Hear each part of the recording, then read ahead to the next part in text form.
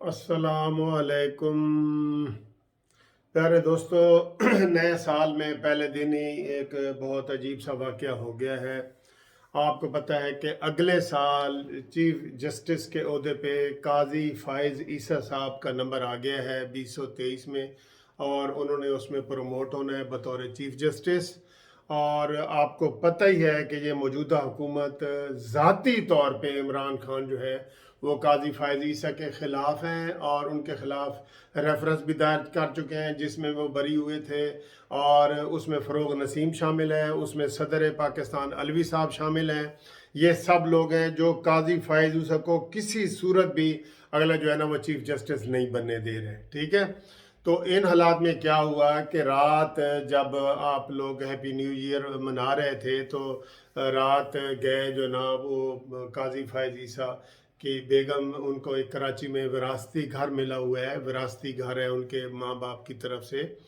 और उस घर में वो मौजूद थी अपनी बेटी के साथ कि दो नामालूम अफराद, नामालूम, ये ज़हन में रख लें, नामालूम अफराद घुस आए और उन्होंने जो है ना वो उनको कहा कि जी हम इंटेलिजेंस के इदारे से आए हैं और हमने आपसे कोई मालूमात लेनी है।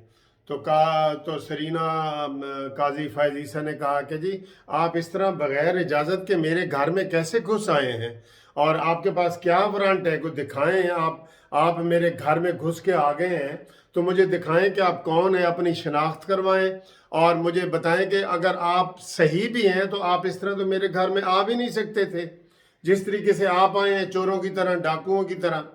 तो उन्होंने कहा जी बस हमने आपको बता दिया है कि हम इंटेलिजेंस के इदारे हैं और हम इंटेलिजेंस की तरफ आए हैं, हमने मालूमात लेनी है और ये है। उन्होंने कहा जी ये कौन सा तरीका है। इस हवाले से डिटेल आपको बताते हैं। तो इस हवाले से काजी फ़ाइज़ ईसा ने सेक्रेटरी दिफा को, आईजी पुलिस सिंध को और सबको ये ख़त लिखा है कि मेरे साथ ये मेरे घर में घुस के आए हैं और इस तरह जो है ना उन्होंने मेरे साथ गुंडागर्दी की है और मुझे हिरासा किया है। और इससे पहले भी वो बता रही थी कि कुछ दिन पहले कोई मिर्ज़ा नामी शख्स था, वो कत्ल की धमकियां दे रहा है कि जनाब हम आपको कत्ल कर देंगे और ये वो। तो ये क्या है यार, ये हम किस मुल्क में रह रहे हैं, ये क्या है। इमरान खान, हमें पता है कि सारा इसके पीछे जो है ना तुम ही निकलोगे क्योंकि तुमने ही रेफरेंस दायर किया था कि काजी फ़ाइज़ ईसा को जो है ना वो नहीं रहना चाहिए, सदर जज नहीं रहना चाहिए।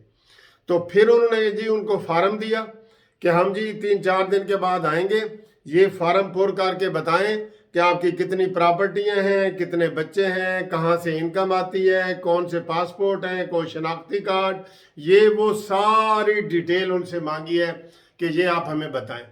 उन्होंने कहा जी ये कोई तरीका है, या तो आप सबसे मांग रहे हो, ये क्या तरीका है। तो दोस्तों इस तरह के हालात पैदा हो रहे हैं कि कोई चीफ जस्टिस बनने वाले जो काजी फ़ाइज़ ईसा हैं उनके घर भी महफूज नहीं है, उनकी बेटी भी महफूज नहीं है, उनकी बीवी भी महफूज नहीं है। आप सबको पता है कि वो कितनी मुश्किल दौर से पहले ये गुजरे हैं, खुद बतौर मुल्ज़म वो पेश होते रहे अता बंदयाल के सामने और उन्होंने कहा जी कि मेरा ये है, ये है, ये है।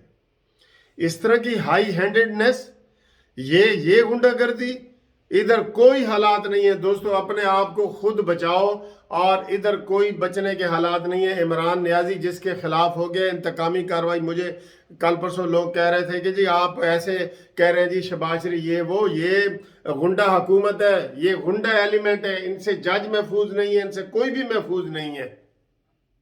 मुझे एक सीनियर बुजुर्ग ने ये फ़ोन करके कहा है कि जी बिल्कुल आपकी बात ठीक है कि आप कहते हैं जी वो असेंबली में नहीं आए, ये है वो है।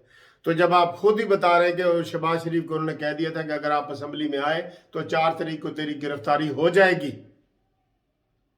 ये इस तरीके से ये गुंडागर्दी के जरिए ये हुकूमत चल रही है और झूठ पे मबनी चल रही है।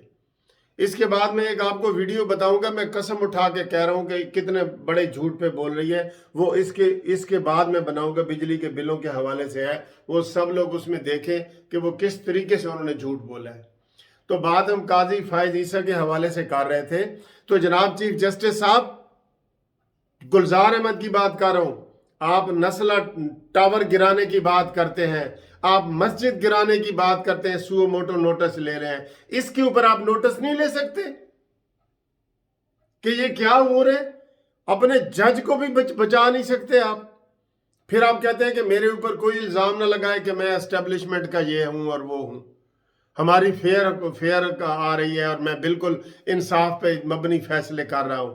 آپ نے ادھر لاہور میں ہی تقریر میں بڑے گرم ہو گئے تھے جب آپ کو علی احمد کرد نے کہا تھا کہ جناب یہ کیا کر رہے ہیں آپ، انصاف کے ساتھ کیا کر رہے ہیں؟ تو آپ نے غصے میں آ کر کہا تھا کہ میرے اوپر کوئی دباؤ نہیں ہے۔ انہوں نے کہا جی آپ نے تو دباؤ کے نئے طریقے ایجاد کروائے کہ کیس ہی نہ نکلے، جیسے جسٹس شوکت عزیز صدیقی کا کیس ہی نہیں نکلا، وہ بیچارے ریٹائر ہو گئے، 4 سال سے کیس نہیں نکلا۔ یہ نیا طریقہ آپ نے ڈھونڈ لیا ہے۔ آپ کہتے ہیں جی میرے اوپر کوئی دباؤ نہیں ہے۔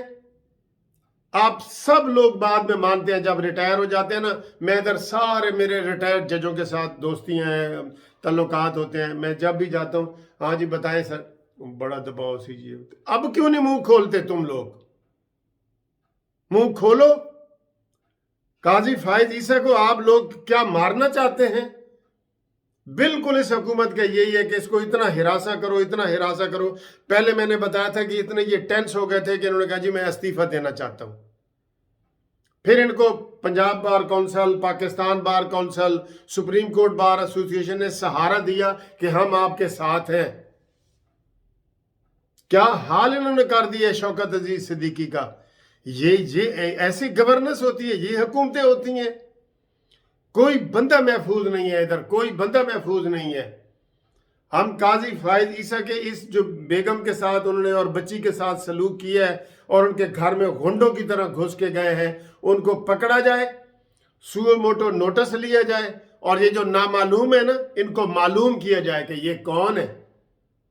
یہ بہت بڑی ذمہ داری ہے جناب موجودہ چیف جسٹس جو گلزار صاحب ہیں، ان کو میں کہہ رہا ہوں جو مسجدیں گرانے کا آرڈر دے رہے ہیں، جو نسلہ ٹاور انہوں نے گرایا ہے، یہ بہت بڑا سانحہ ہے۔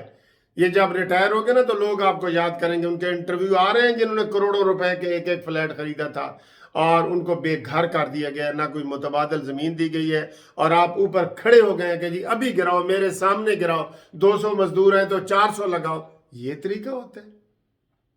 پہلے ایک آپ نے بیان دیا تھا گلزار صاحب نے کہ جی چاہے بندوق بھی اٹھانی پڑے نا، مجھے یہ انکروچمنٹ نہیں قابل نہیں چاہیے، اس کو ہٹاؤ، چاہے بندوق بھی اٹھانی پڑے۔ جج اس طرح کرتے ہیں،